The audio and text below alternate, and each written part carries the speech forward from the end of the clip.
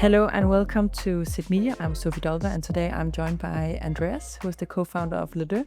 And I don't think the brand needs any more introduction with the growth journey you have been on. And because you will be joining CIFF again for August, we thought it could be quite interesting to have a small chat, talk about what's going on, what's your secret for all the growth that you are giving in a challenging market.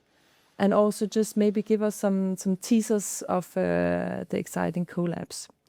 But to start from the beginning, I think a lot of brands, maybe also buyers in the industry, are looking and are curious about what is your secret recipe to the growth that you keep on delivering season after season? I think it's, I'm not going to give everything away, but I think for us it's quite simple. As the industry is changing, one thing seems the same, and that's for me, it's a people's business. So in times where our customers and the wholesale maybe are struggling a little bit more than they have been earlier, we need to not only just be a relevant brand, we also need to have a toolbox where we support and are more integrated in a partnership with the wholesalers out there to help them. One thing is always getting on the floor, but another thing is getting out of the shop. And we spend quite a lot of time on supporting and building strong partnerships. And then I have a rule, and we need to be the brand that are the most out there. We need to be present, not only online and emails, we need to be there physical, because in the end, it's a people's business, and it's always been like that.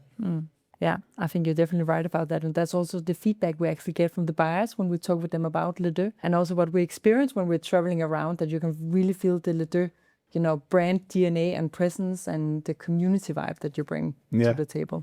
So again, the market is evolving, the brands are evolving. What do you do with the brand to make sure that it's relevant? I think every day we wake up and then we have to come up with a new idea, because what we did yesterday is no longer relevant in a bigger perspective. I always like to work with what is the non-expected from the industry. Everybody's doing collabs, so what are we doing? Of course, we're also doing collabs and these partnerships, but to open the court in US, or we're opening a new court somewhere else during this summer. One thing is that we give back to communities that have supported us. Another thing is that none of the other brands have been opening courts around Europe. So doing the non-expected to get the attention. And lately, I mean, it's about staying relevant. We launched the Prince collab, and for many people that has given us feedback, it's not just a collab. It's actually a lot of people have come back and said, "Oh, I remember my first tennis gear, my first tennis bag whatsoever." So it was kind of an emotional relation when we launched this, which is so much stronger than just some kind of relevant or some kind of collab where we put our name on. Yeah. People remember standing when they were kids playing tennis and so on. So I think working with emotion and putting emotions into the garment is something that keeps us relevant. Yeah. What are some of your favorite collaborations that you have had? Like in Les Deux perspective? Yeah. The better yet to come, I think. We have some good things coming up. I think for me, the best one was definitely Yale. Yale is a big institution. It's Ivy League, and it was so spot on brand. It wasn't with another clothing brand. So they came with their whole universe, and we just adapted into that with the basketball team and so on. We could integrate sport, we could integrate community, and then we launched the court in the US. And seeing how a brand in an online world where we launched the collab came alive in the church in Berlin, where we did a big event, where it was a party / a launch / a basketball tournament.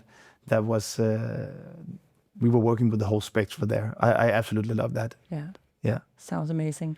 And then you're also teasing about some new collabs coming up. Can you reveal a bit more, or is it secret? Yeah, we opened the office in the US a couple of years ago, and we've had an amazing growth in the US. So this fall we're gonna launch a big football collab.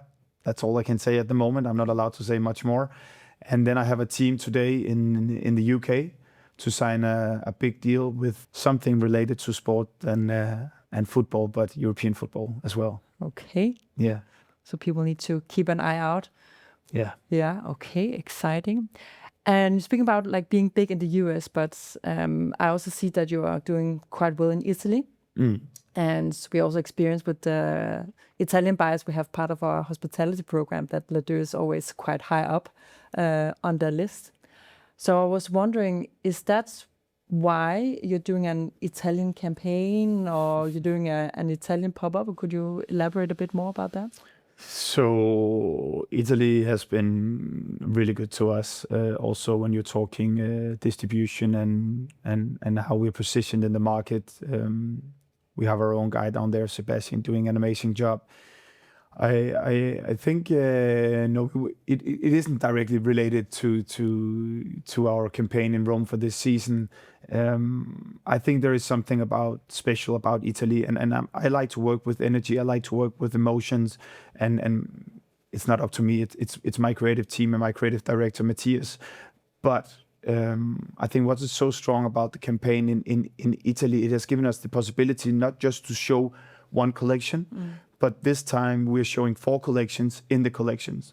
So we can go out at night and there's amazing vibe in Rome.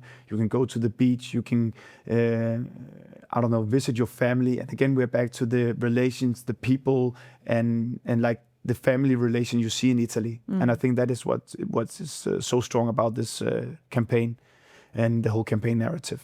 Yeah. So you will be bringing the Italian vibe to Italy at Pitti, but also for Copenhagen, right? We are taking Italy to Copenhagen, yeah. Or at least we try to. Yeah.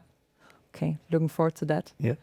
And speaking about these drops, you say, is it a new thing that you are dividing it into 4 or? Yeah, I think we also look at and you say, what is it that we do to stay relevant? And of course, that's the collab, the legacy launches where we launch courts or schools or whatsoever. And then there is the collection. And to stay relevant throughout the season, we divide it in 4 drops. So when people come and shop, they necessarily don't see the full collection. I mean, if you are going out one night, you just want to be presented to the narrative from going out, or you're traveling for the beach, you're traveling with the family. So what we try to do is to do 4 universes within the universe, so we can launch it time after time, and then we don't pull it off only in the beginning of the season. So when August and September is done, we still have 2 pushes left on the season. And then again, it's also that we have some customers that are coming for the part that is the night out, then they can buy into that universe. Yeah. I don't think that the 4 universes is relevant maybe for all customers, but again, it's also helping them on the floor saying, okay, you want to go out, Les Deux has this over here, or we have this universe over here. So it's also a tool for them to take a collection and tell the stories and integrate it with our customers out there. Yeah, it makes sense. And talking about customers, we talked a little bit about it previous when we were planning the season ahead. But it seems like this season in Copenhagen will be kind of a tribute to the Nordic buyers. You will also be expanding your area here at CIFF, so it will be quite a big pop-up.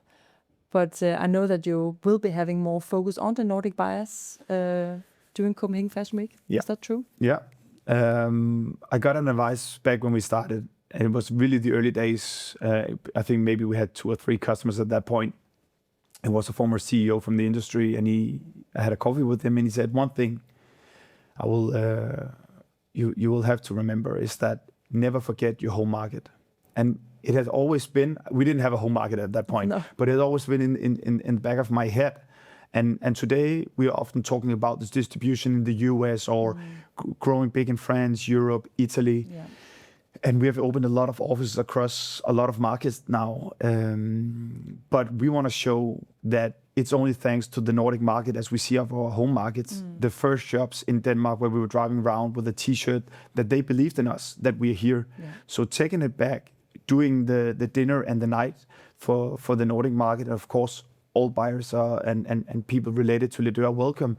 But I think there is, to me, something very special about the word home. And the meaning and the thanks that I owe them also on a personal level for believing in Les Deux before we were what we are today. Yeah. So the Nordics are really special to us, even though that we are growing a lot outside of Scandinavia. Sounds good. Yeah. Okay, Andreas, thank you so much for coming here in your very busy schedule. And Thank you for having me. I know we're really looking forward to seeing your pop-up in Copenhagen, but you will both be in Pity and Paris before Copenhagen. So maybe not you personally, but your team. Yeah. So the buyers can meet you also in the different showrooms. I will be in Paris. I will be here, and Yeah. I will be in New York and around. So I'm looking forward to meeting people out there. Okay, thank you so much for coming. Thank you for inviting me.